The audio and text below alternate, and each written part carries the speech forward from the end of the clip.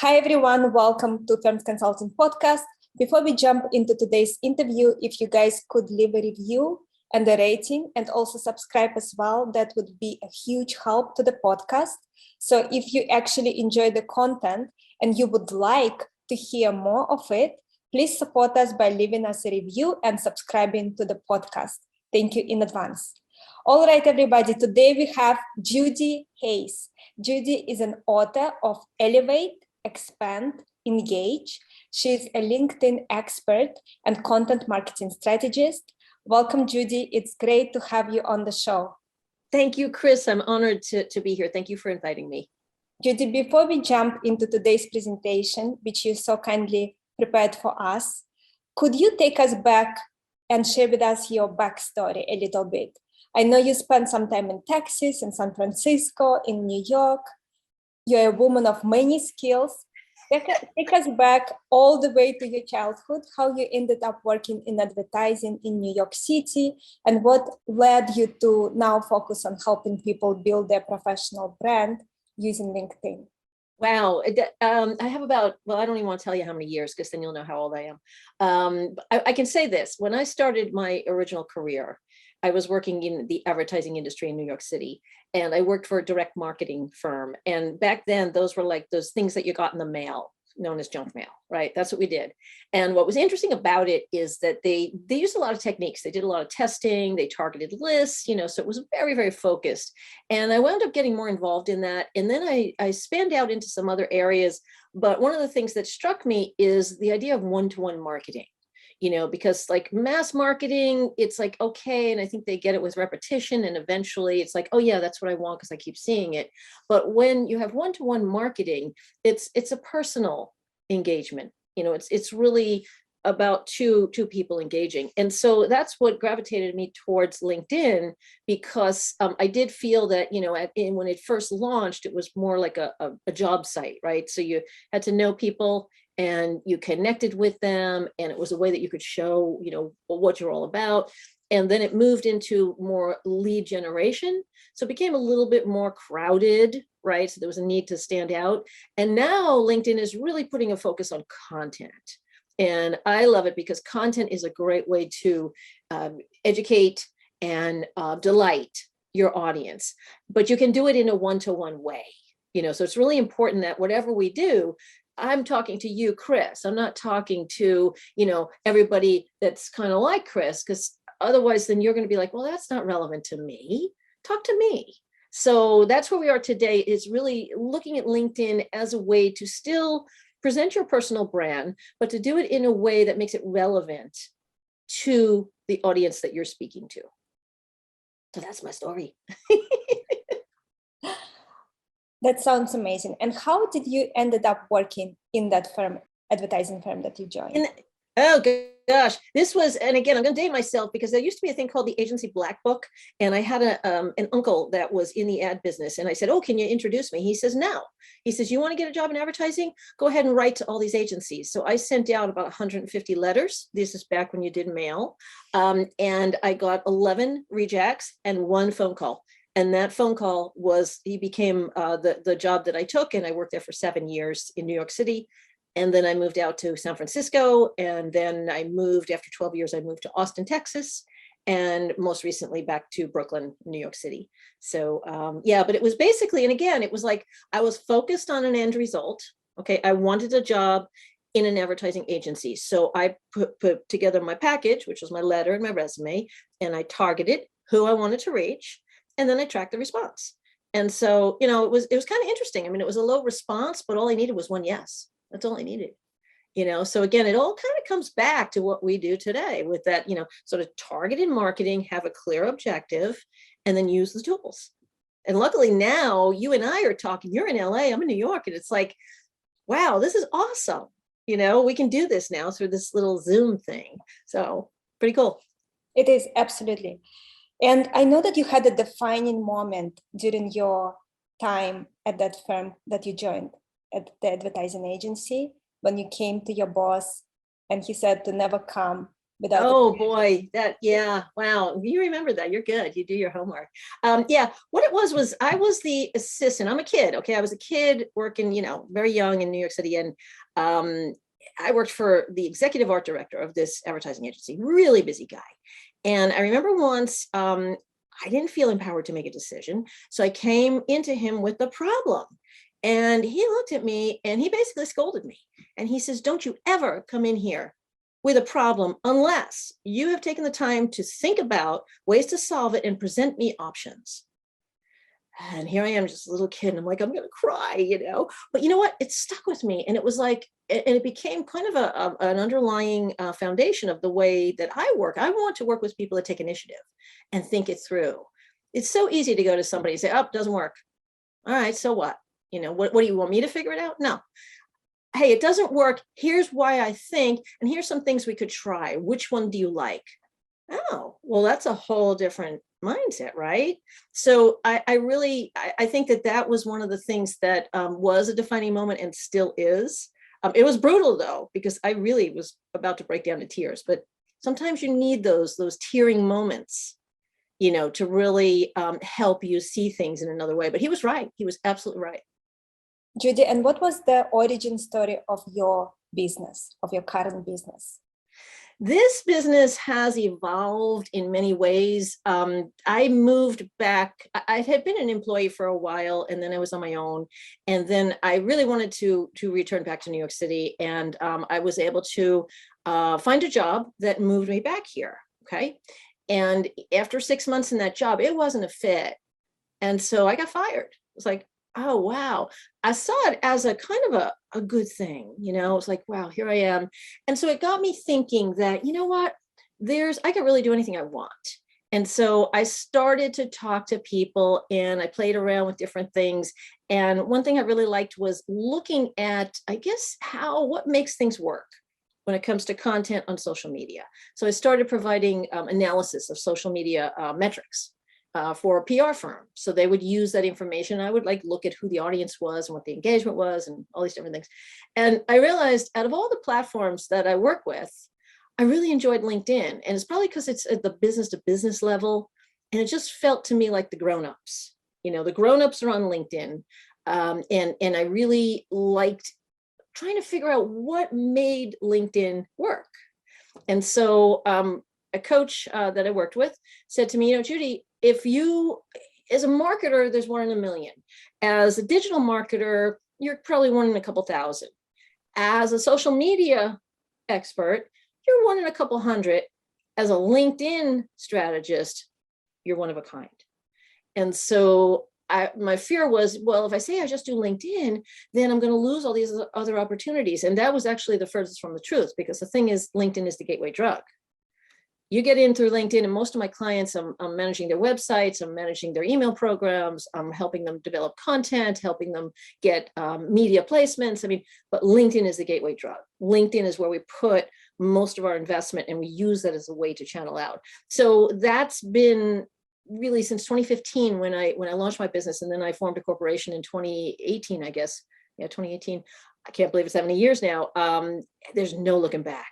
No looking back. I absolutely love it. And I'm basically genetically unemployable. I can't work for anybody. I have to have my own thing. I set my hours. I work with a lot of West Coast clients. So I start my days at 10 and I usually work into the evening, because it works better for them.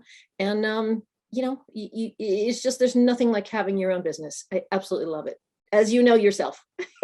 Absolutely. And it is so common for entrepreneurs because we like to kind of decide our own rules and demand to have a huge contribution, which most jobs do not allow. So the only option is really to start something of your own. And, it's not all smooth sailing. With freedom comes consequence and responsibility. And so I can pretty much, if I have something personal I have to take care of, I can still have to take care of my responsibilities to my clients. And, they always come first in the business because they are the lifeblood of the business. But, there's things you got to take your dog to the vet, you got to, whatever, you make it work, and that's what I love about it. So, but, somebody said to me, well, what is it like having your own business? I said, you can work any 24 hours of the day. It's usually the wheels are always going and you're always thinking of things. I've been fortunate because I've built up a really strong network and good rapport, with people that I know, that I'm going to say about 80% of my business has been referral or previous clients that have mentioned my name or somebody that heard about me, but it's always been somebody referred me. The other 20% has maybe been through, like, people have found me online, through Google search, or they heard me in a webinar or something like that. But I haven't done a lot of outbound, and it's an interesting place. It's something that I'm looking at.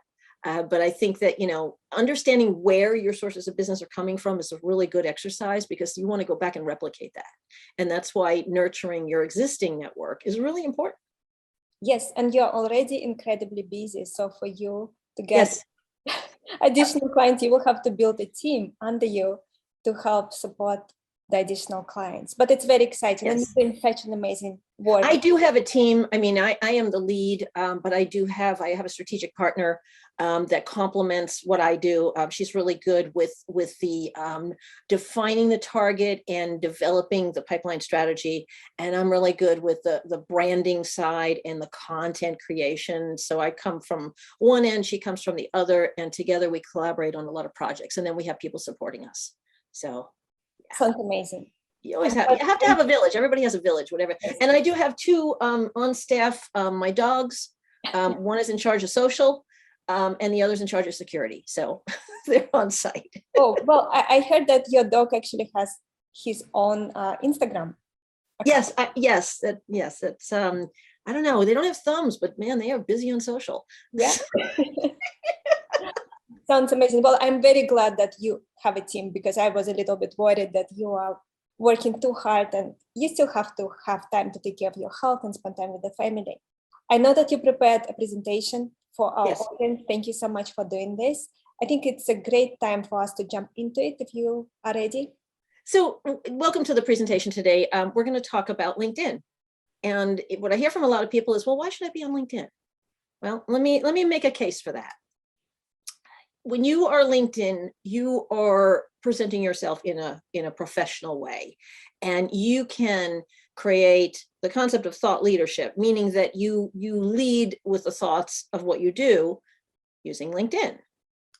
So, and by the way, I want to let you know, a couple of people over the course of my work had said, you've got all these great ideas. Why don't you put them in a book? So I took their advice and I went ahead, and this is the book. So I wanted to encourage anyone, if you want to get a free chapter, go to my website and grab it. And if you like it, let me know, leave a review, send me a selfie. Hope you enjoy it. Okay, that's it. So why LinkedIn? Let's get back to that question. Again, I hate to keep dating myself, but I don't know if everyone knows what a Rolodex is, but back in the day, we used to use this thing. It was like this big carousel. I loved it. I used to spin it around. LinkedIn is the largest business-to-business Rolodex. Okay, it's all business professionals. LinkedIn, if you type your name in a Google search, guess what? Your LinkedIn profile is probably going to be the first or second thing that's going to show up on that page. That's how important LinkedIn is. LinkedIn is a great way for you to use it to build your brand. If you don't have a website, LinkedIn becomes your website. It's also a great way to get intelligence on companies. If you want to find out about companies, using the platform Sales Navigator, which is the premium LinkedIn subscription, you get a lot of really good insights about what companies are doing. And it also gives you an opportunity to publish and become visible and build credibility. And you network, you meet people. And now more than ever, since we're not doing as many face-to-face things, this is like the virtual world. My network spans all over the globe. Everywhere from New Zealand to the UK to even India. I have people all over. So it really is truly a global network. So what I want to talk about today is I'm going to talk about common mistakes. And in the thousands of profiles that I have reviewed and have worked with clients on, there's some things that I keep seeing happening again and again and again. It's like, why? Well, let me cover them here. And these things, by the way, are costing you your reputation. Because like I said before, if somebody wants to do business with you, they're going to be doing their due diligence. They're going to be searching for you, searching your name. Who is this person? Who's Chris? I want to know about Chris. I type in her name. Guess what? Her business, her profile comes right up. Okay. So the first thing, and this is because of the way LinkedIn started, people's profiles read like a resume. It's all about me, the person on the profile, and it's like a copy of my CV. Boring. It needs to be a resource. So when you think of your resume is looking backwards. It's your work experience. It's everything you've done up to where you are now. LinkedIn is something where you can really determine and set the stage for how you want to be perceived and where you want to go. So think of it as aspirational. Okay, so that's the big difference. If you get one thing out of this today, that's the big difference, is your resume is your background. LinkedIn is how you want to be perceived. So here's some things you can do. This is another lesson I learned, by the way, in my early days in advertising, is if you want to get taken seriously, you got to dress the part. So when you think of LinkedIn, LinkedIn is a professional virtual event. That's what it is. It's a virtual networking event. So be professional. Dressing the part means having a good profile photo. Don't have something where your arm is around somebody or you have your kid there or your dog or something. You got to look professional.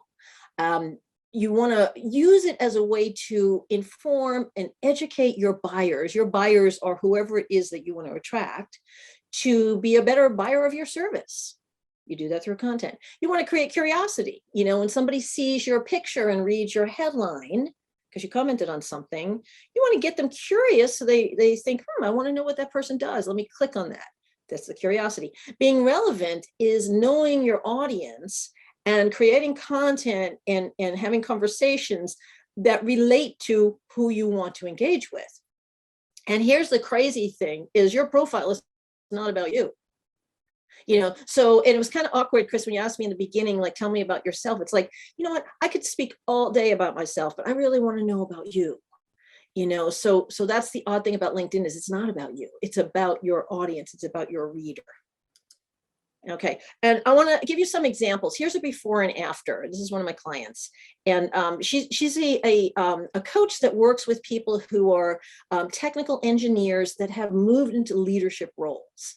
And so what we did here was, you know, this is good. I help entrepreneurs, and I think there's a lot of positive things that are going here. But when I analyzed her profile, I said, you know, I think there's some room for improvement here. So this is what we did.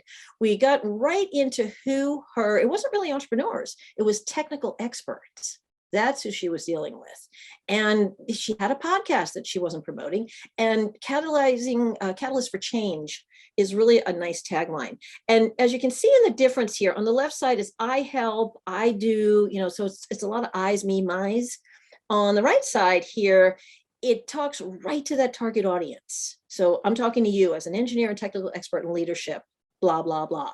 I'm curious, I want to click more, you know, and again, she gives away some suggestions, and then here are 3 strategies. And so it's really about her, but it's not about her, if you get what I mean. Oops. There we go. Here's another example of a client I worked with, very nondescript, kind of a stalker profile on the left. You don't know anything about this guy, results-driven healthcare professional. Okay, you know, let's take that a step further. Let's build it out. We put a nice header, really built out his headline, so it really informs people when they're reading about it, what he does. And by the way, he's a Lean Six Sigma black belt. It's like, oh my gosh, that's awesome. And you're not saying that? And then again, identifying that pain point, you know, several challenge in healthcare organizations. Well, yeah, I want to read more. Okay, so these are the difference between a resume style LinkedIn profile and a resource style LinkedIn profile. So this slide here is showing some examples of profiles that really optimize the about section. These about sections are about the reader, not about the person. For those of you that are listening to this podcast and can't see what I'm talking about here, I encourage you to go to the YouTube channel and you can take a screenshot and then visit these profiles. So another mistake that I see is there's no strategy. I'm on LinkedIn. I don't know why I'm here. I don't know what I'm doing. It's not working. LinkedIn just doesn't work. It's because there is no strategy. So here's some of the things that happen. There's random engagement, you know, so maybe you're hot and heavy for a couple of days and then you disappear for a month, 2 months, nothing. Your network is a mishmash. You're not real selective about who's in your network. It doesn't mean you can't accept invitations or connect with people you haven't met in person, but there's no rhyme or reason. You know, you don't really have a focused audience. You're not really engaged. You're more of a spectator. So I call that passive activity. You know, that's when you're just kind of lurking and you're maybe randomly liking things, but you're not commenting, or you're not even doing that. You're just kind of looking at the feed. Think of that as looking in from the outside, you know, so there's this great networking event going on and you're standing outside looking in the window. That's what I would say LinkedIn is disengaged. And bottom line, people say LinkedIn doesn't work. Well, that's because you're not working it. So let me talk about another thing that I see as a mistake. And we call this the pitch slap, or the bait and switch, or the connect and pitch. And this comes from the idea that people on LinkedIn who are using it to sell what it is they have off-put a lot of people. Okay, so in other words, if you meet somebody at a professional event and you see them, they come over to you and they immediately start telling you what they do and what they offer, and if you'd like to, you know, buy what they're selling. How do you feel about that? It's like, whoa, whoa, whoa, whoa. I don't even know who you are. You know, you don't even know what I do. Why would I even want this? So that's a pitch slap. That's when you're pitching and you kind of catch them startled. That's a mistake. And I'm going to talk about how not to do that in a little bit. Instead, what you want to be is you want to remember that there's a human on the other side. So you want to be human to human. You want to be resourceful to people. How can I help you?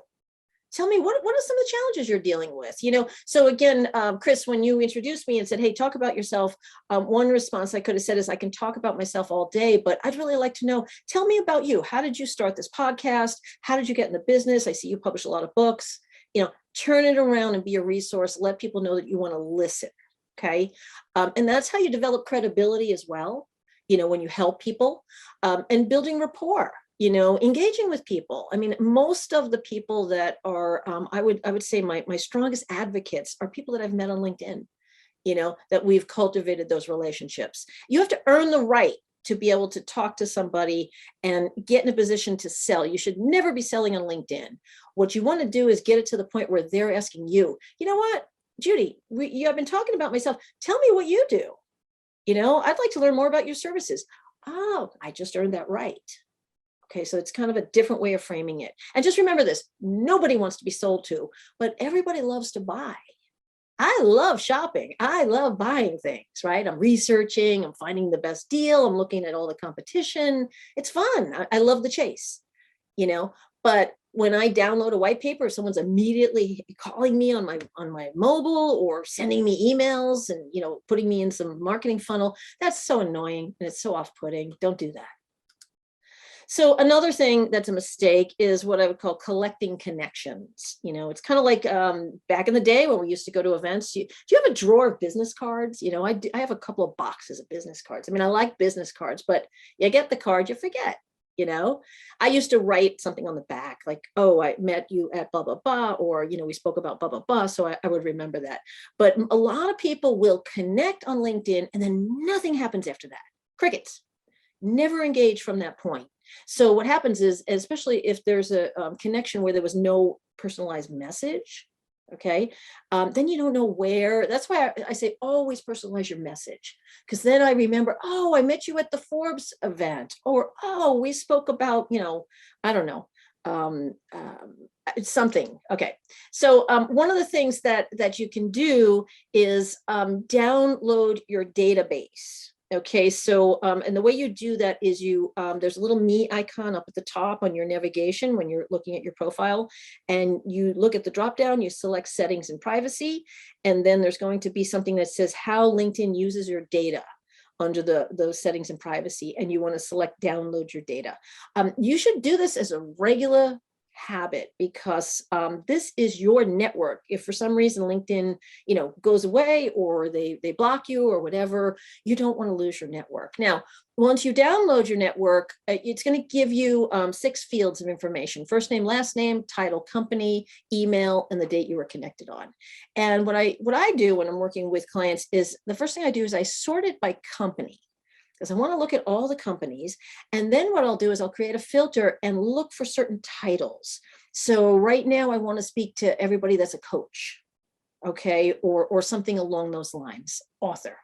I'm going to sort and I'm going to pull out that keyword, and then I'll look at the names and say, you know what, I've connected with these people, but I've never engaged with them. Maybe I should re-engage in a conversation, find out what they're doing, take a look at their profile, send them a message, not selling, but just genuinely, hey, we've been connected. I saw that you did XYZ. I'd love to learn more about that. Can we chat? I think that that's a really good way to stop collecting connections and start engaging with your network. There we go. And that's, by the way, if you're looking at this on YouTube, that's the settings of where you're going to do that. Okay, so the main thing is that you have a lot of low-hanging fruit. You have a lot of golden nuggets already in your network. It's really important to mine that data.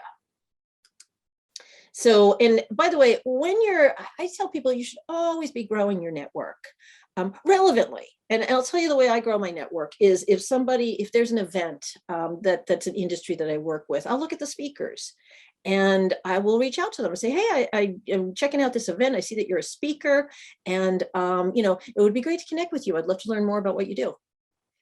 Something, again, very personal, and again, I look at people's profiles and I try to pull something out. But you should always be thinking about growing your network, because every time you connect to somebody, it expands your second degree proximity. And the way LinkedIn works is kind of like the 6 degrees of separation. You have to have something in common. Either you've gone to the same university, or you have the same connection in common, or you're in the same group. But you always have to have that proximity. Otherwise, they are out of your network. So growing your network really helps you become visible. And the other thing too is if you're publishing content, typically only about 10% of your network is going to see what you post. So if you only have 1,000 connections, which is a lot, for most people, typically only about 100 will see your content in the feed. So best thing to do is whenever you connect with somebody, if you happen to get a generic invitation, like say we're on this call and I'm not connected with Chris yet, and after the call, there's an invitation to connect, but there was no message from Chris, I will accept it because I remember Chris, and then I'll go back and say, hey, Chris, thank you so much for having me as a host. I'm glad we connected. Look forward to getting to see you in my feed or something like that. But always, just like if someone would come to your office or your house, you'd welcome them. Right? Don't get obsessed with quantity. You don't need a lot. You just need quality. So always focus on a better connection. And that's why if somebody reaches out to connect with me and I don't know them, I will look at their profile and say, first of all, is the person active? If they're not active, what kind of engagement is that going to be? I like people that are active on the network, that are looking at things, that are sharing some insights, that are participating. Look at your current network again and re-engage with anybody that you have never done or lost track of. And then that's where the relevance comes in, and mimic as you would in real life. That's an easy way to think of it. If you can just close your eyes and think of LinkedIn as that networking event, how would you behave in real life? Post and ghost. Okay, that's where somebody posts something, and then if you have the benefit of people engaging with your post and you don't respond to any of the comments, it's almost like somebody meeting you at an event, giving you a business card, and then just walking away, and you're like, what talk to me. So posting and ghosting is just not a good thing. If you post something there, take a look at the conversations or the comments that people are adding and respond to them. Even say, hey, that was a great point you made, or whatever's relevant to what they shared. But definitely participate that way. And I put this image up here because this is kind of how some people behave in real life. Is they'll put a bag over their head. They're just there and they're sitting in the corner, and it's like, oh, I'm afraid of doing that. Don't be afraid. Remember, there's a human on the other side. So, network as you would in real life. Don't be a lurker. And here's some things you can do. Encourage conversations with people.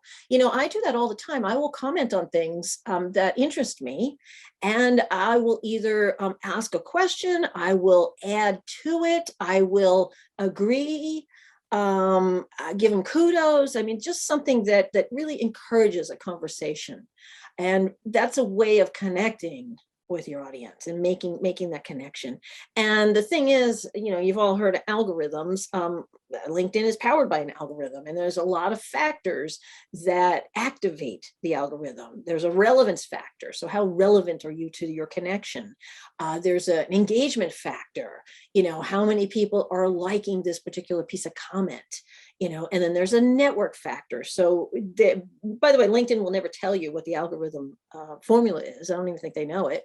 But I will tell you this, that pay attention to things that do get engagement and what it is about that. And always give more, be a giver. Don't be a taker on LinkedIn. The go-giver mentality will definitely come back to you in many, many ways. And that's how you build credibility. Oh boy, this is a big one. No company page. What, you ever see profiles that have those ghosts? It looks like an avatar, like a generic avatar in their experience section. It's like, that is sketchy. Okay. Now it happens for a couple of reasons. One is that people don't know that they can create a company page. Well, I'm just a solopreneur, or I'm just a freelancer, or I'm just a, whatever, or, oh, I didn't know that there was a company page. Having the company page is really helpful in terms of getting found. Remember what I said earlier about, someone doing a Google search? Well, especially if you have your own company, that's another opportunity to show up. It's also a channel. If it's your company, you can put content on your company page. So for Chris, her company page can say something about their CEO. So our CEO is awesome at interviewing people, and she has some amazing podcasts. I encourage you to check out the channel. That's what her company page says. Now, it may be her saying that, right? She wouldn't say that on her profile because that would be like bragging, but her company page can say that because her company page is an entity and she is a person. So think of your company page as another channel to amplify the message you want to get out to your audience. You see the difference in how that works. So it really is very easy to do. Now, those of you, again, that are listening to this, I have some visuals here that show some company page headers and show how vibrant they are and how nice they can be to represent your brand. So I, again, recommend just check this out on the YouTube portion. And then here's an example, by the way, of somebody that I worked with, and he was in between jobs. He's a senior level financial executive. And so we took the initial from his last name and created just a simple monogram of that. And he liked the color purple and just created a header using his last name as the name. And then we created a tagline called Leading Finance and Operations in Global Organizations. And that became his company page. So then on his LinkedIn profile, it didn't look like the sketchy, I'm out of work, kind of, I don't know who I am, avatar that's gray. And it's got this nice monogram. So it looks like the real deal. So again, it's about how you want to be perceived. He's not misrepresenting anything here because this is him and this is what he does, right? So when he's consulting with people, he's working as himself. He just hasn't set up an entity. So this is a way around it. So here's the thing about LinkedIn is you want to be reachable, especially if you have your own business or you're in a business development role and you're doing stuff on LinkedIn. How are people going to reach you? Well, checking out your contact information is the way that you do that. And by the way, did you know that you can put up to 3 website links in that contact box? So think about this. One could be your website. Okay, if you don't have a website, you can put your company page there if you want. The second one could be maybe a piece of content like an ebook or a quiz or something fun, or your blog, your website. The third one can be a link to your calendar to schedule a consult call. So use those 3 website link opportunities to give people a way to reach you. You could put a phone number if you want people to call you. Put a phone number there. I registered for a Google Voice, so I'm able to screen the calls. And also, if you want, put an email. I use my business email there. So make sure that you make it easy for people to reach you. As far as the birthday visibility, I usually turn that off unless it's about 4 weeks before my birthday, because I find that people use that trigger as a way to reach out and re-engage. And so I leave that on, but the rest of the year I shut that off for, identity theft and a bunch of other reasons. And if you have a Twitter account, only put that there if you are active on Twitter and you're not doing things that are controversial. Okay. Because so many times I've seen people have a Twitter account and then you go to it and it's like, there's nothing there, or it's blocked, or it's, or it's very controversial. So just take a look at what you have there and make sure your information is updated. It's not a previous company. Make it easy for people to reach you. So, and here's an example. I'm showing my profile here. The contact info is right here under your headline in your main header. And this is all the things that you could put. You'll notice that I've put the 3 websites. I put my phone number. For address, I just put United States. I have set up a special, if you have a G Suite account, you can amend the email. So I know that it's coming from LinkedIn. So in case somebody's, reaching out, I can see what the source is. And then I put my Twitter there. So that's an example of how you do that. So, okay. So here's the other one that's big mistake. How many times have you wanted to buy a product and you read the reviews, wanted to go to a restaurant and ask your friend, wanted to hire a professional service and wanted to ask someone you trust, who have you used for kitchen renovation or whatever? Most people have 0 or outdated recommendations. So why is that? Well, a couple reasons. And I do understand that some people are in regulated industries and they can't have that. If they're in the securities industry, financial services, or legal lawyers, they can't have that. So I get that. But most people haven't asked for it. Now, what I do is I keep a little swipe file whenever I get paid a compliment from a client or from somebody in my network. I have no shame. I will say, you know what? Thank you so much. I really appreciate those kind words. Would you mind if I put that on my LinkedIn profile? And I'll do that message within LinkedIn requesting a recommendation.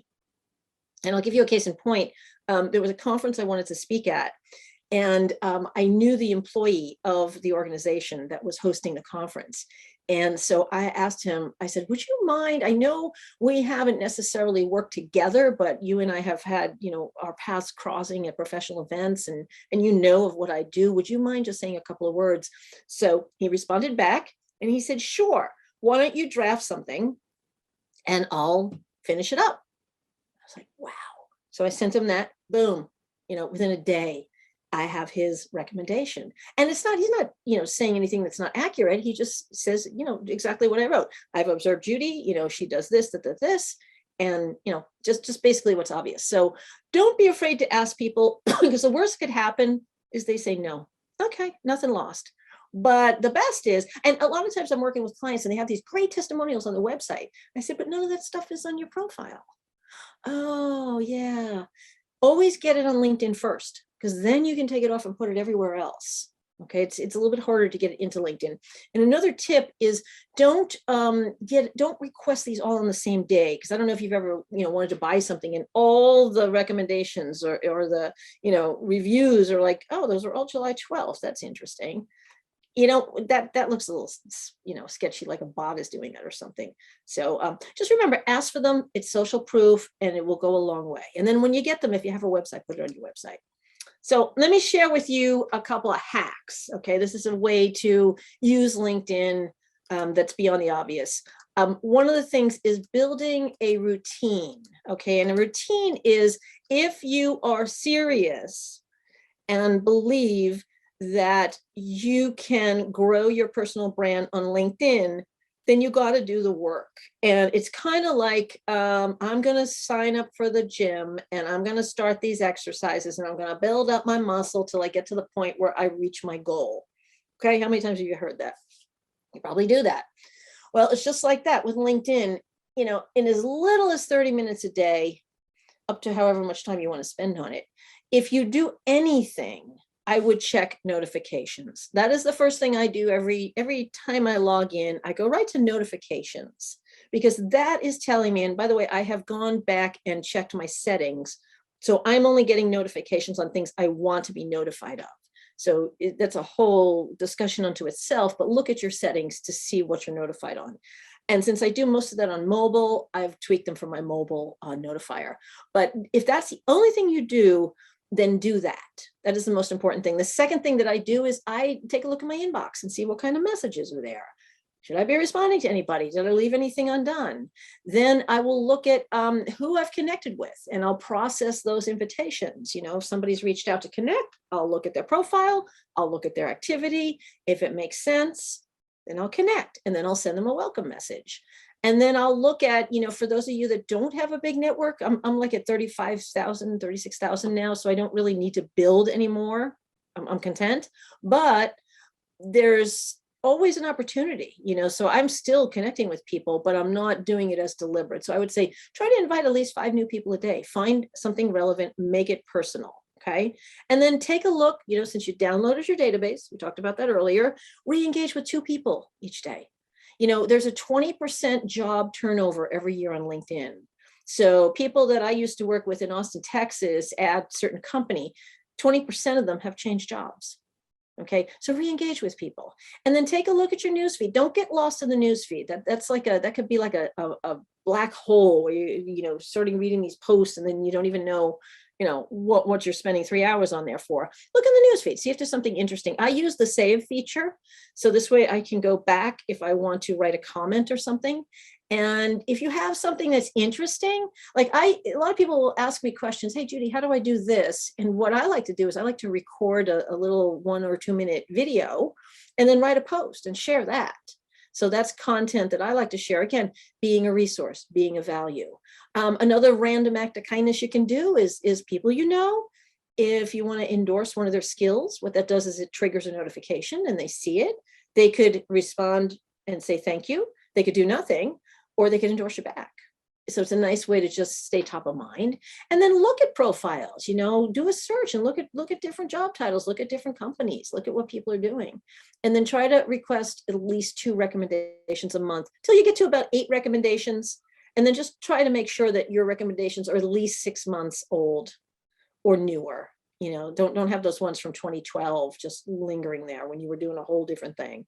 So these are just some things that you could do. Once you build your muscle, you can do it in as little as 60 minutes a day, but just try at least one of them. Try notifications to start with. And then here's a couple of bonus tips.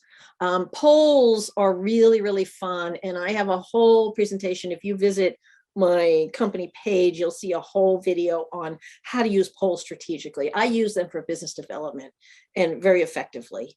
Fill out your open to section. So this is really, what are you open to? Are you open to consulting opportunities? Are you open to job opportunities? Are you open to project opportunities? But there's a new section that has been added in the profile. So fill that out, because that will be part of the back end when people are searching for things.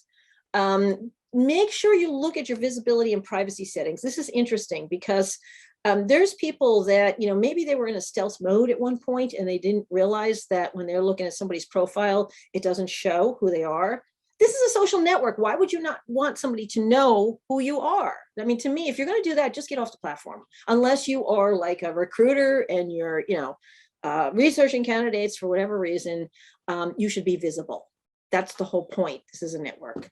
But you want to look at your privacy settings. You want to make sure that how wide, first degree, second degree, everybody. Take a look, because LinkedIn does update these from time to time, and sometimes they will default your setting to something that you may not want. So, it's a good exercise to go through, and there's a lot of settings there. So just check everything and opt out of what is not important to you and opt into what matters.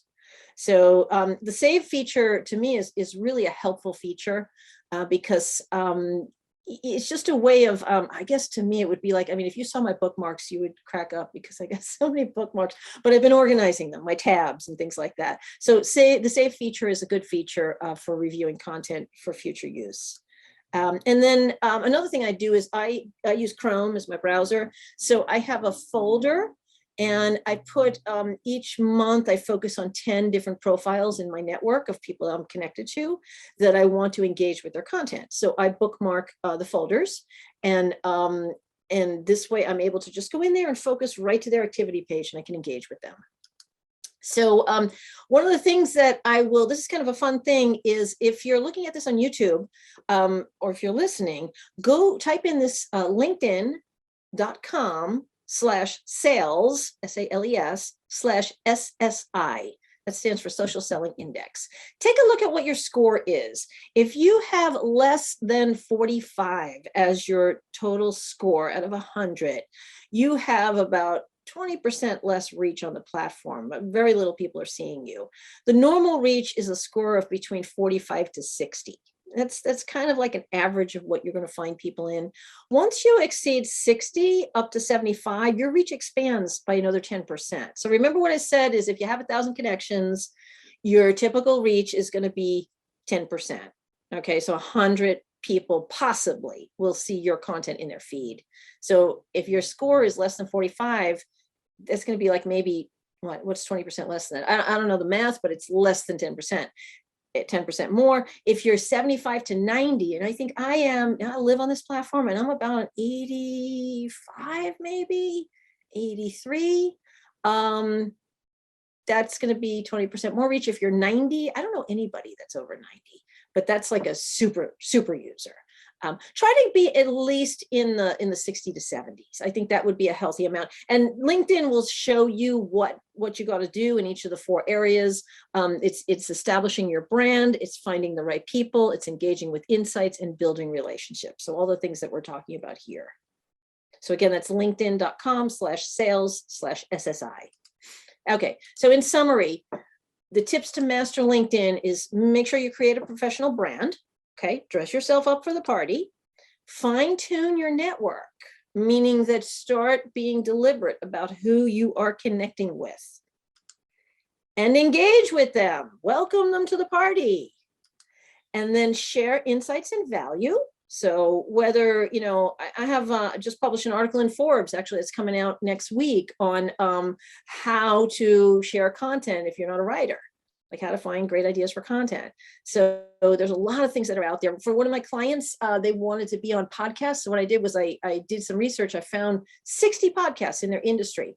So we published a list and it took off. People loved it. So it became a resource. And then they were saying, how do we get on your list? It was like, oh, we own the list now. So, there's a lot of content out there that you can leverage if you're not a writer. And build strong relationships, just like this. Chris and I met at an event, we connect on LinkedIn, and here we are talking with one another. So but it takes work on both sides. And then what I was going to say is, please connect with me on LinkedIn. My name is spelled Judihays. Be sure to mention this podcast in your invite, or that you have listened to this presentation, because I generally will not accept generic invites. And then if you're interested in grabbing a copy of my book, and you want to go to Amazon, the name of the book is, I have to think about this, Elevate, Expand, Engage. All righty. So now for the event of the day, we are going to go live to somebody's profile. This is Chris. Okay, Chris. So what we're going to do here, and again, those of you that are on the audio podcast, you're probably going to have to go to the YouTube if you want to see this, but I'll try to make it visual as possible. So Chris has her name. One of the things that Chris can do here is there is a pronunciation feature. There's a pronunciation feature that you can use. This is how I've used mine. This is Judi Hays. Thank you so much for visiting my profile. If there's anything I can do to help you out, consider me a resource. Thank you. Okay, short 10 seconds calling card. So that's one thing you can do that's free. The second thing you can do on your profile is it's something called cover story. And this is where you will create this on mobile. So when you're looking at your profile on mobile, you'll see a little plus sign by your profile photo. So here's what I've done for mine. And you can view it. Well, I'm really excited to check out this new feature. It's called Cover Story. So I think it's a great way to get to know your connections beyond the photo, right?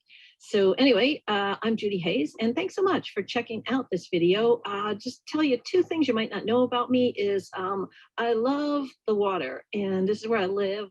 This is the dock by my house, and it's about a stone's throw outside New York City, and I drive a Mini Cooper. So tell me about you. Okay, so again, what we're doing here is we're utilizing some of the free features in the platform, but we're giving people a little glimpse into who you are as a person, whether they hear your voice or they see you on video. So those are 2 really, really, really good tools that you can use.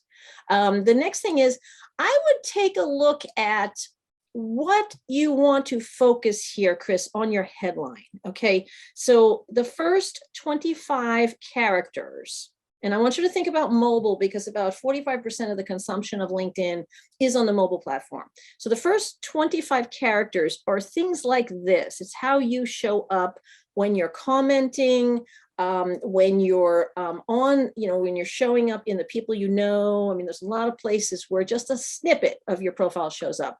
So the first 25 characters would be your most important thing that you want to convey. So right now, that would come across as Wall Street Journal and USA Today. Okay, that's good, but we're missing the boat. Maybe it's best-selling author that you want to lead with. Maybe it's something where turning clients into influential leaders, one leader at a time. Maybe it's sales training or strategy training. But I would think about leading with your most important message that you want to get across. You can keep the other stuff here, or you can take the visuals of WSJ and USA Today and add them up here in your header. Okay, so you can have the little transparent icons and put them up here in your header image. Still gets the same thing across, but I think that otherwise and also you don't have to put periods. And I would treat this like a headline, meaning that you would use title case. So it's not necessarily sentences. And again, by no means is mine perfect, but this is what I do for mine if I can get out of this. Okay, author, because that's my current flavor. LinkedIn brand strategy, because that's what I do for B2B executives. I use the pipe to separate things. Forbes council member. Okay, don't have to say which council, just Forbes council member. Executive profile makeovers, and then high ticket, high trust prospecting. So kind of in that hierarchy of messaging, but again, it's very focused, a key phrase. Now, some of the examples that I showed in the presentation, you can talk about who you help, what you do for them, and what their takeaway is or what results you bring. Sometimes people find it easier to do it in that formula. But I would take a look at different people and look at what they're saying. Most people default to their job title, which doesn't really help them at all. I would say probably about, at least half of the profiles I see, maybe 2/3, have just their job title default. You don't want that there. So take a look at how you want the first 25 characters are going to be the most important. And then up to 45 characters is what's going to show on the desktop. So I always look at things on mobile, because mobile, especially here in your header here, you don't want to cover up an important part. Okay, that's why here I had to look at where my head was going, because on mobile it cuts in there. So that's another thing. This, I can hardly see this. My eyes are bad. And on your header, you have titans of strategy, but man, I got to really work hard to see that. So I would fix that. I would bold that out, do something. And like I said, you can add the little icons here, WSJ, USA Today, Forbes. You can have the nice icons at the bottom as seen in, maybe, something like that. You can put a band on the bottom there and have that, a little band, and put the white icons. Then it gives you some room here. You don't have to use all 220 characters. Okay, you're allocated 220. And like I said, the first 25 most important up to 45 characters are what's going to go through most of the platforms as you engage. And then beyond that, just add some gravy, to what you're doing there. Treat it as a headline. I see that you have creator mode turned on, which is great. And that means that you also have access to publish a newsletter if you like. And it also gives you an opportunity to apply for live if you haven't done so already. So you could be doing some of your shows on live. It's interesting. There's not a lot of data that shows people using the hashtags. I don't think people consume LinkedIn by searching for hashtags like they would on Twitter or on Instagram. It does help in terms of the content that you want to promote. So what I would say is try to have a brand hashtag, if it's possible to add something in there, and then use it in everything that you post. Okay, so this way then it basically the hashtags help organize information. That's how they're used. In terms of your contact information here, this is great. You're using the 3 things here, and you've got your email. So I think that's perfect. And it has the date we connected. So this is well done. Providing services. So you use that, and you use that effectively. And what you may want to do is add a little bit of about. Okay, so think about looking at your company page and maybe pulling in, I think you can get 2,000 characters, maybe 1,000 characters. I don't know, but put that in there. So that goes well. This is the providing services is LinkedIn's answer to Fiverr.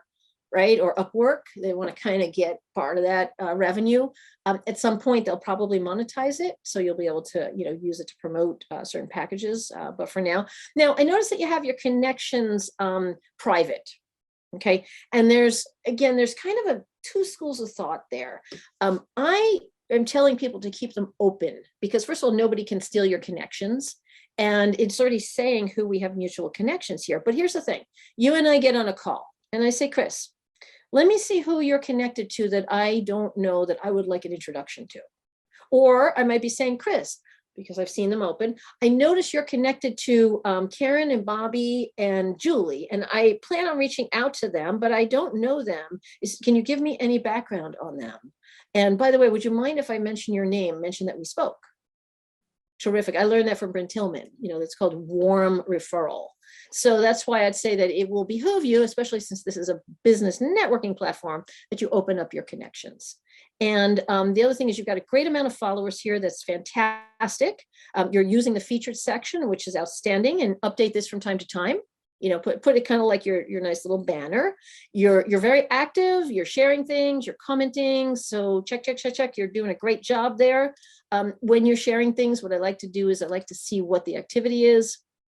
So, and again, you see what's showing up here at the top. And this is great. USA Today bestselling author. But again, just make sure whatever is showing there is the main point you want to get across. To make somebody curious that they want to engage with you further. What I would look at in the things that you're sharing is, given the size of this network, and I can't see your views here, but you should have no less than 500 views per post, 560 views to be exact. That's 10%. And depending upon what your score is, you're either going to have less or more. Okay, so you can use that kind of as a baseline. So it's always good to set a baseline and then to see what are you doing that is helping that baseline or going below the baseline. So here, again, I'm not seeing engagement, and it's the same visual. Now, these may be different people. So, and you're not tagging those people. Okay, so here's the problem is that is looking the same. This is a lot for, again, mobile. Look at it on mobile. I break every sentence as a hard break. So you scan through and it makes it a lot easier to read on mobile. So that's what I would do. I would also tag the people. And maybe instead of all of this, I would put, here's the key takeaways. I encourage you to listen to it, and here's the book. But I would pull in a different visual here because this is all the same. It's like, to me, it's the same post and I didn't take the time to read that. It's like, oh, she keeps posting the same thing. That's why you're not getting the engagement. And also these people should be, if you're tagging them, they should be sharing it to their network. So you should be getting some significant, you're interviewing amazing people. So you should be getting, more visibility than what I see here. And it's just basically how you're treating the content. And you may want to mix it up a little bit and maybe do a poll or something like that. I like your branding. It's clean. You've got the nice colors going there. But I think, again, whenever you have an outbound link, and I can't prove it, but I will tell you from what I've seen is that LinkedIn wants to keep you on the platform. And so when it detects an outbound link, it may suppress the reach unless people start engaging with it. Now on this one, you've got comments and you're responding, which is fantastic. But you may want to look at when you post it, can you come back and add the outbound link? So sometimes I'll post something and then I'll refresh it and come back and add it and test it. Try two ways. Because remember, if 10% of your network is going to see it and you post it within, around the same half hour, the same people aren't going to see it. They're not. You'll see that you posted it twice, but I guarantee you the same two people won't see it. And so it's just the way the algorithm works. So, so that's something I would do with the content. Yeah, this is really nice. I mean, here you've done the right things. You've done the right things. You're tagging people. You've got this, and look at the engagement there. I would probably respond back to people that say, even if you don't know them, maybe you say, hey, thanks so much for acknowledging my post. We'd love to connect with you. Well done, Chris. Thank you so much, Liz, or whatever her name is. But always respond back, and it's never too late. I try to space that out because otherwise it'll hit the feed all at once. But what happens is it goes back out to everybody that engaged. And I would also look at who has engaged with this particular post. And I don't know if you're connected with these people, but if any of these people meet your target persona, then I would reach out to them and say, thanks so much. I'm so glad you liked that post about blah, blah, blah. So-and-so was really a great interview, or I don't know, something like that, make it personal, but connect with them all. Bring them into the fold because they are engaging with your content. So again, you should be getting much more engagement than this, and your views, take a look at your views and make sure that you're getting enough there in terms of how you do that. And then I would also, you're really good in your follow-up when we were scheduling this call and all the information.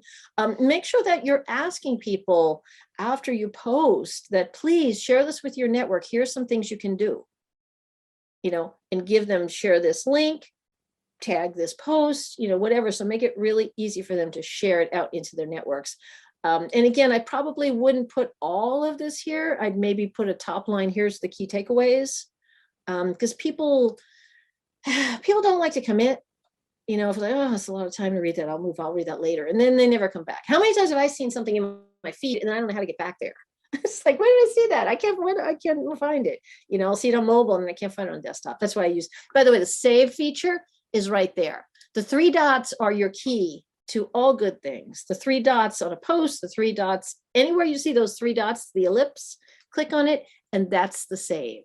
And by the way, if you see something like in your homepage, I'm just going to give you an example here. If I see something in my homepage and I don't really want to see this anymore, if I go here and I say unfollow or remove the connection, or I don't want to see this, that helps train what I see then in my feed. Okay, so again, if there's people that post certain stuff that's not relevant, I don't want to see that kind of stuff, then I can tweak what I see in my home feed. And also know that in your home feed, the top is what LinkedIn thinks you want to see, algorithm. The recent is basically what you have fine-tuned, but in order of how it's being pushed out into the platform. Okay, so that's a difference. It defaults to top. So when you're looking at this is what LinkedIn thinks you want to see. Okay, so that's a tip there. Okay, so let's go back. Okay, so engagement's good. Okay, so this here in your about section, I would probably do an exercise where you have we call it the PIC. Really hone in on what the problems are. You have a solution. Okay, what you're selling is your solution. Okay, you have clarity on the solution. You never want to lead with that. What you want to do is have a really clear understanding of what is the problem that solution is solving. What is that problem? What is that problem where it is such a pain that person is willing to pay money to get that relieved? Get to the heart of it. So in the Brittany example, the problem was that, these technical engineers are really good at being engineers, but now that they're in leadership positions, they're not really motivating their team. And that is causing their team to resign or be unproductive. That's a real problem. She provides a solution to help them become better leaders. But if she just leads with that, they're like, nah. But if she hits that pain point and say, do you know why your team is not engaging? Or do you know, making that transition, give them some suggestions. So use Brittany's profile as an example here and some of the other ones that I showed you. But these are all great. I just think, and you can create, if you want to, you can create, like I did here on my profile, I created a experience for my book. So you can do each of your books there if you want. There's nothing wrong with that. Or you can do something like, I've had a bunch of books with Rizzoli. So I said author of 12 books, and then I put the titles of the books there. And then also I put them down here in the additional section, which is right here. Yeah, they keep moving things around here. There's another section here that has all the books and all the ISBN numbers and all that stuff. Oh, it's over here. So it would be under publications. There it is.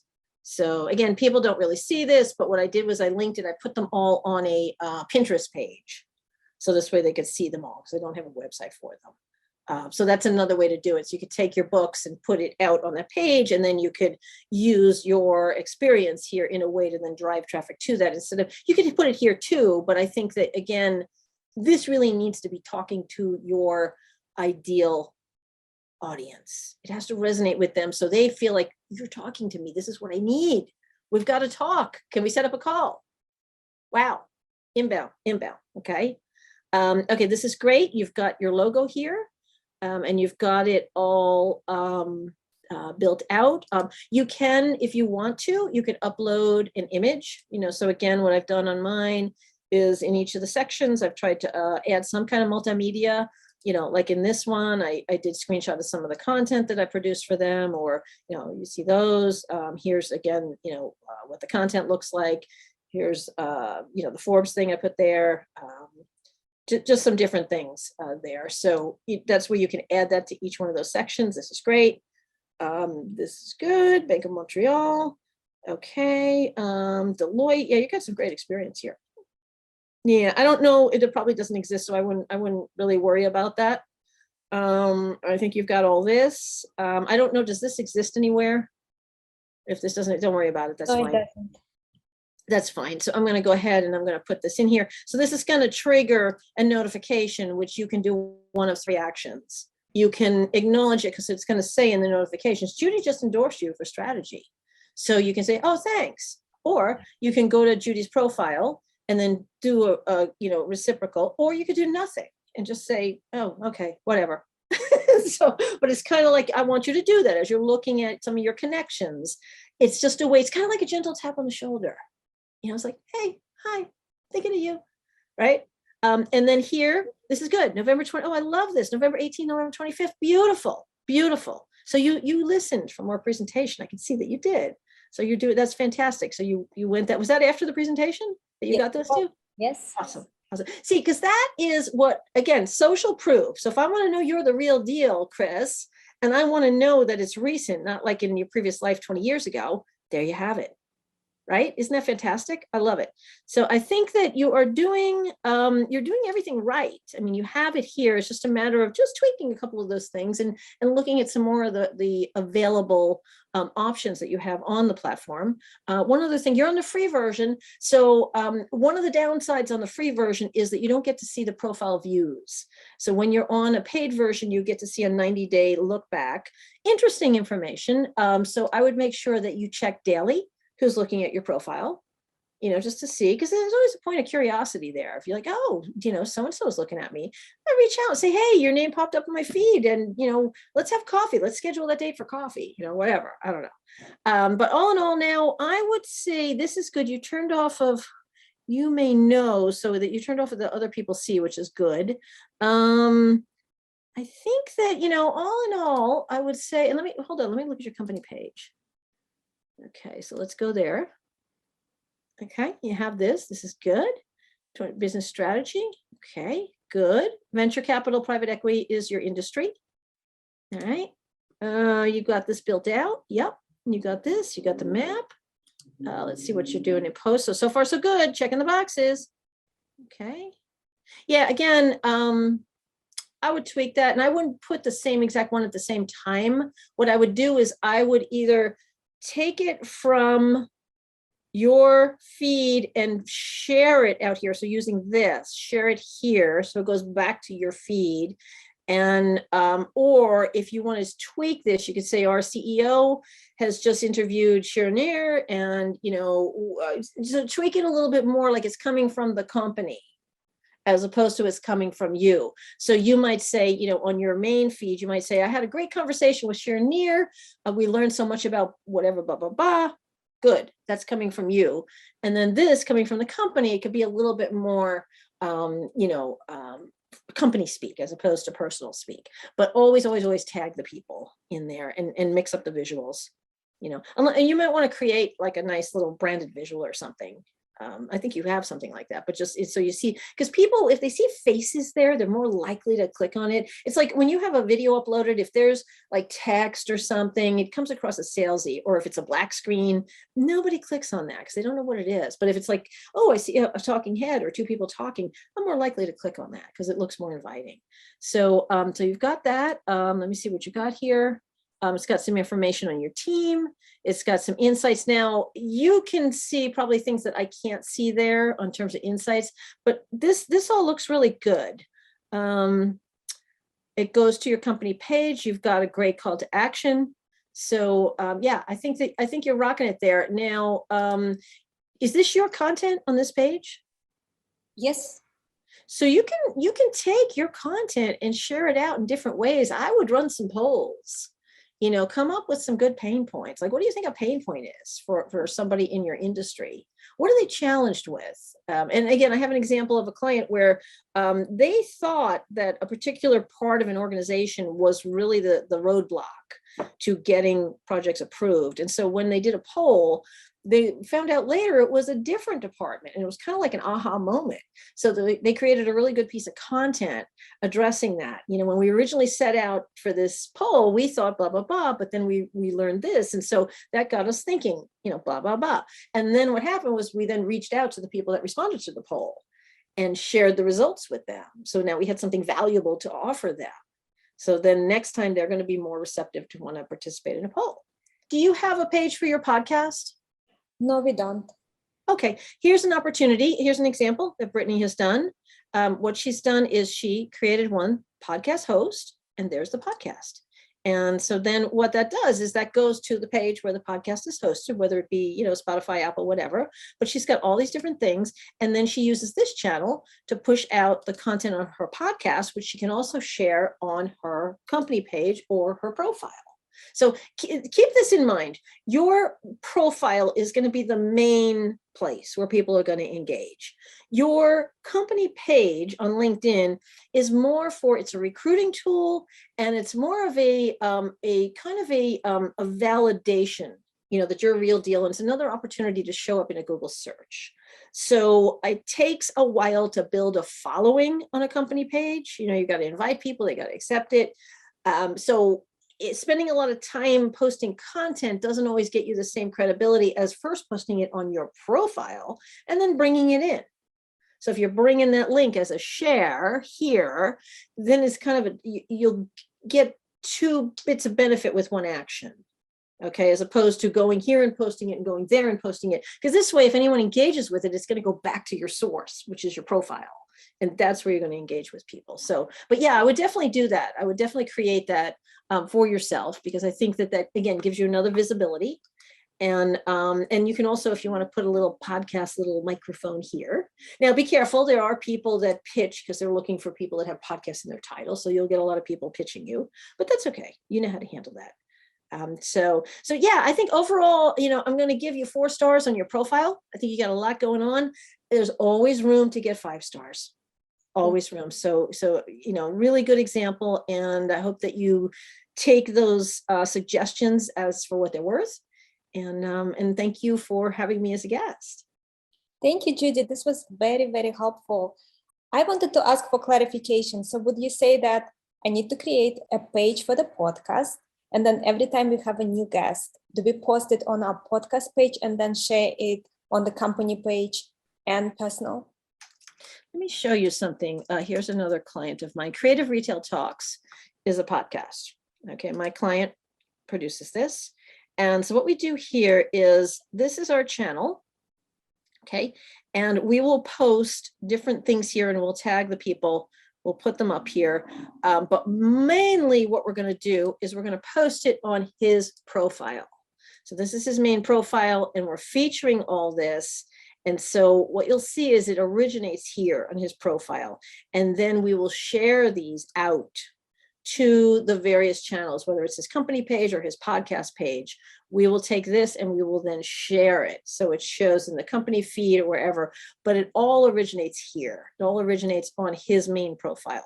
Because again, that's where the equity is. He's got 2,600 connections. This is where people are going to find it. So to create, if you're putting something on your podcast page, you may say, hey, if you'd like to apply to be a guest, here's where to go. And you could pin that to the top. Or you could do like a look back, maybe end of the year coming up, you could do a little carousel of maybe the different headshots of all the different people. 2021 was a great year. We had 62 guests. Here are all the people. Encourage you to listen to the episode. So you can kind of do like a recap, and you can do that on your own page too. I put the equity in the personal profile because that's the one that people engage with. And then I share that content out into these other channels. And the more channels that you have, you've got a podcast, you've got your company page, you've got your profile, someone's doing a Google search, they want to know if you're the real deal. Guess what? Boom, boom, boom, boom, boom. These things start showing up because LinkedIn is a highly credible website. So content that's on here shows up. Now, posts don't index, but when you create articles, those index. Okay, so posts are like tweets, they're here and they're gone.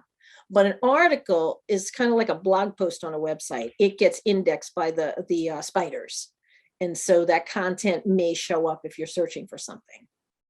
Does that make sense? Yes, makes a lot of sense. And so we have two main podcast channels. I guess then we need two separate pages for each channel.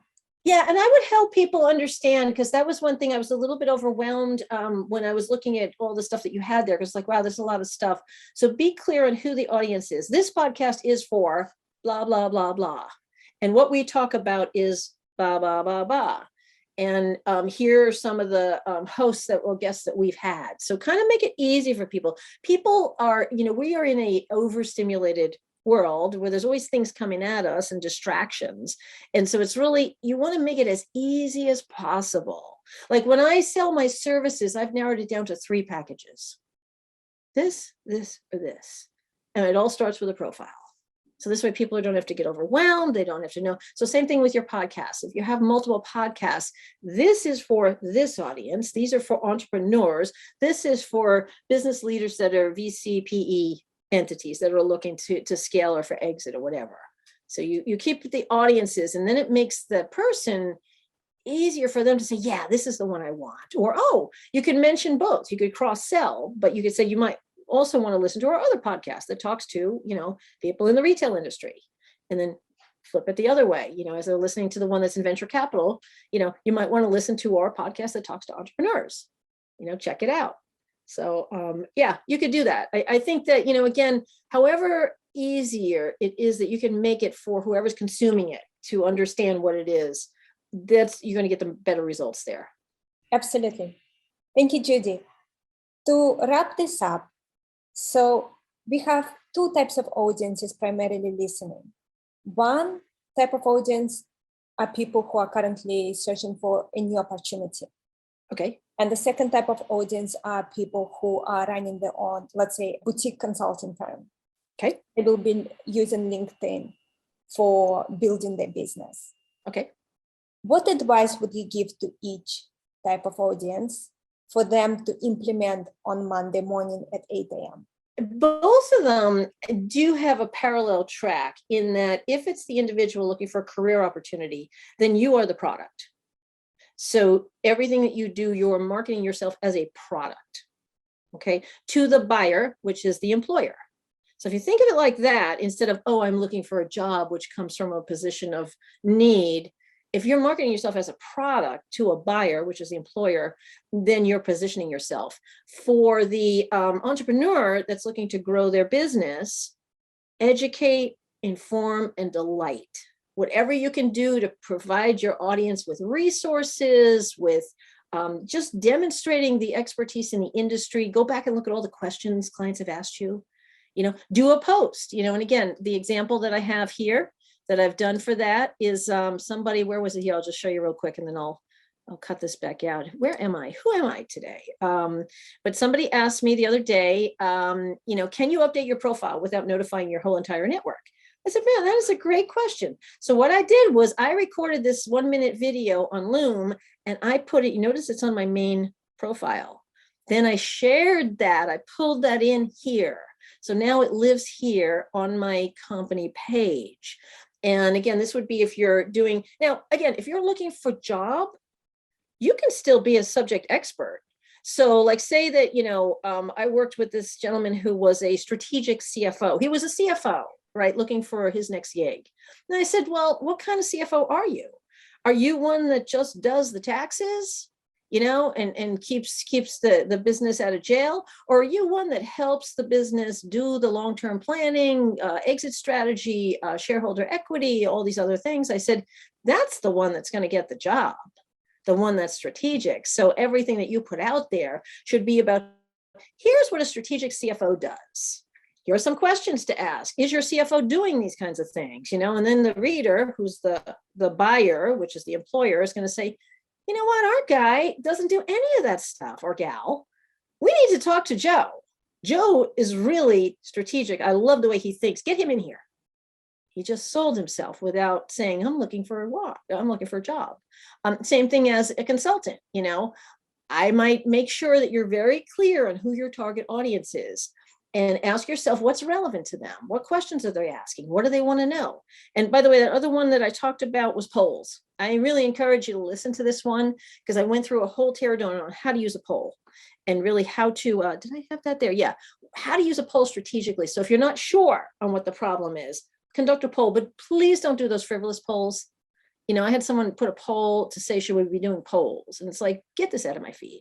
Because after a while, it kind of diminishes your credibility. So that's why I try to not do things on LinkedIn that I wouldn't do in person. So if I'm at a professional event, I'm going to behave professionally. LinkedIn is the virtual professional event. And so behave as such, dress the part, be a participant, you know, be involved, and engage with people, start those conversations.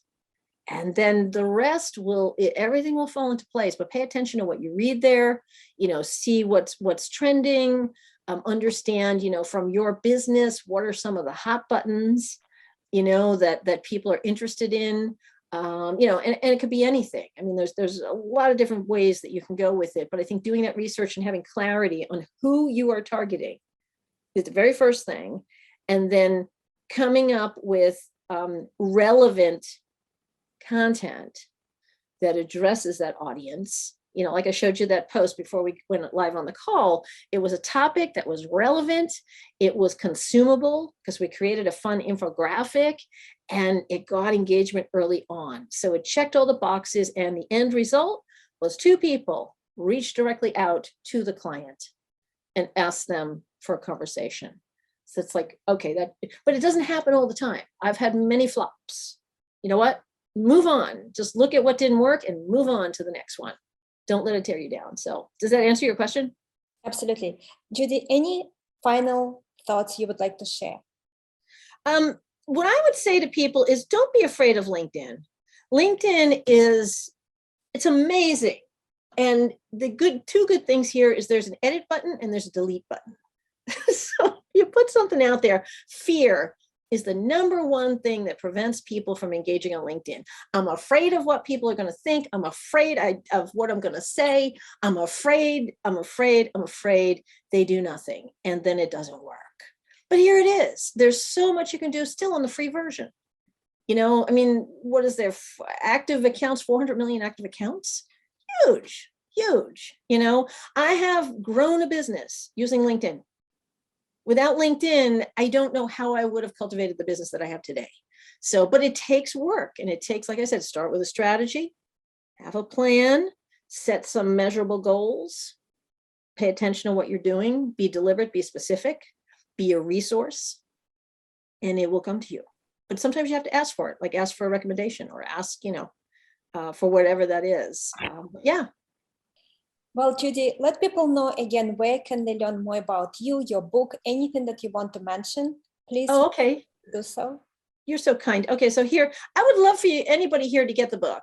If you go to judihays.com, so JUDIHAYS.com, you can get a free chapter.